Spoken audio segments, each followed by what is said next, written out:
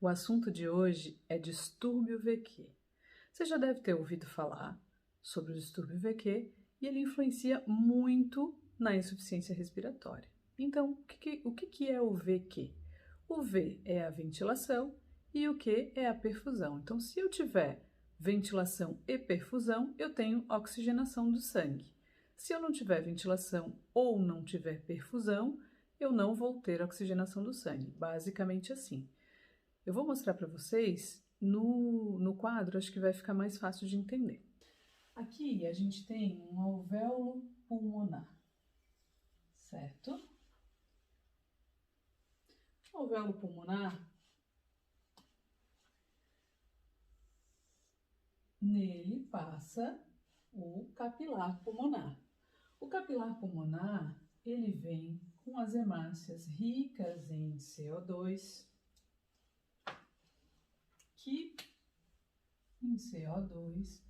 que passa pela membrana alvéolo capilar e vai lá para ser expirado via respiração, certo?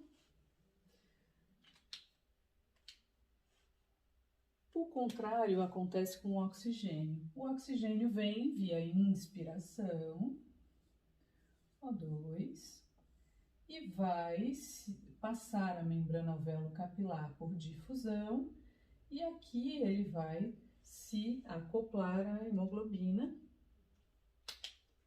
onde se acoplando ele vai para a grande circulação, certo? O que acontece se eu não tiver ventilação? Se esse alvéolo, por exemplo, estiver todo preenchido de líquido, de ar, de água ou de secreção purulenta, por exemplo. O que vai acontecer é que eu não vou ter ventilação. Então, se eu não tenho ventilação, o oxigênio aqui não vai chegar lá onde ele deveria chegar. E o sangue que vem pelo alvéolo, na verdade, aqui eu tenho o alvéolo, aqui eu tenho o capilar pulmonar. Então, o oxigênio não vai vir para cá, certo? E o sangue que passa por aqui, ele até vai difundir o CO2, porque o CO2 ele é mais difusível, né? Então, ele até vai difundir o CO2 lá via expiração, vai expelir o CO2, mas o oxigênio não vai chegar no capilar pulmonar e não vai para a grande circulação. E aí, o que eu faço? Se esse alvéolo aqui ele está todo preenchido de líquido, o que vai acontecer se eu der para ele uma fração inspirada de oxigênio maior? Por exemplo, colocar esse paciente numa ventilação mecânica. O que vai acontecer?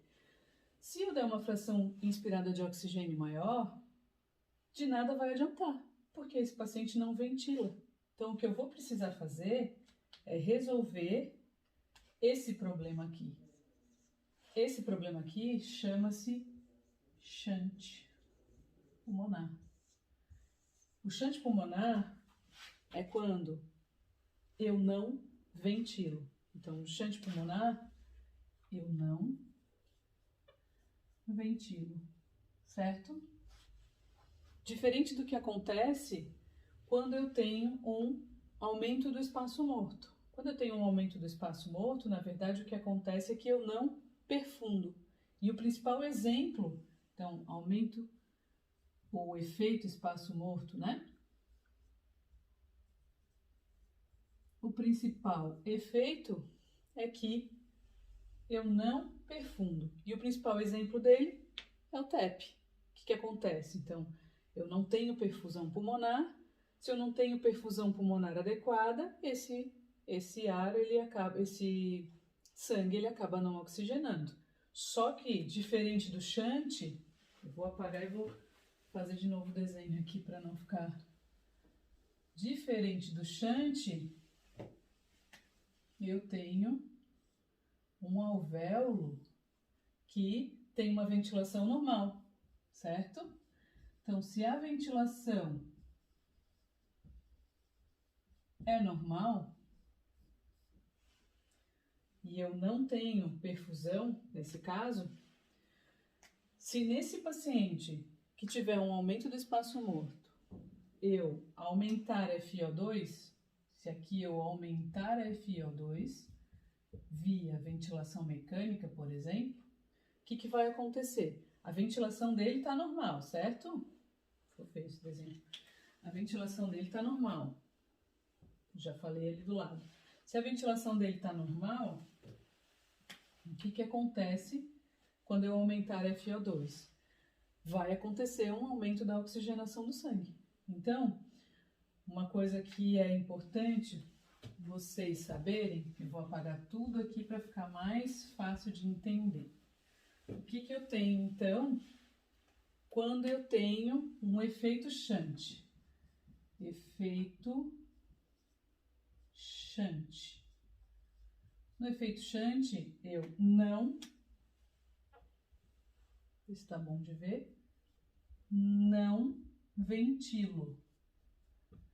Então, em resumo, se eu não ventilo, eu vou, de uma forma mais simples e mais fácil, se eu não ventilo, eu vou precisar de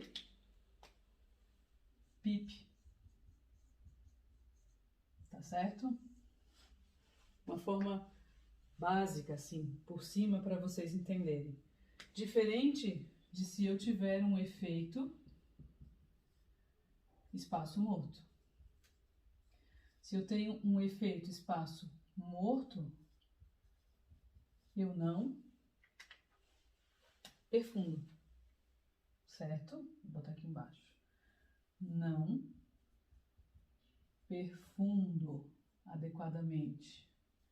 Então, eu preciso de FiO2. Vamos fazer assim de uma forma mais simples, certo? Eu preciso de FiO2. Maravilha! Então, basicamente, é isso.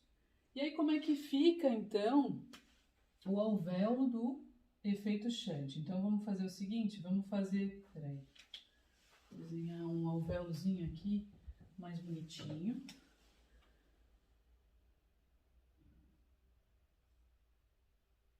Tá? 2 alvéolos. Meio esquisito esse desenho aqui.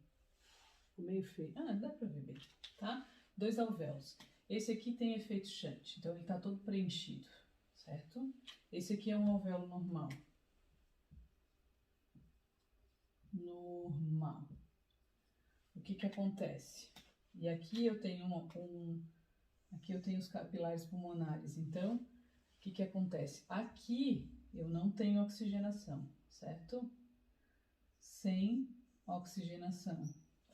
Aqui a troca é normal. Então, o que vai acontecer é que esse paciente ele vai ter áreas onde ele tem VQ normal e áreas onde ele tem um VQ de 0.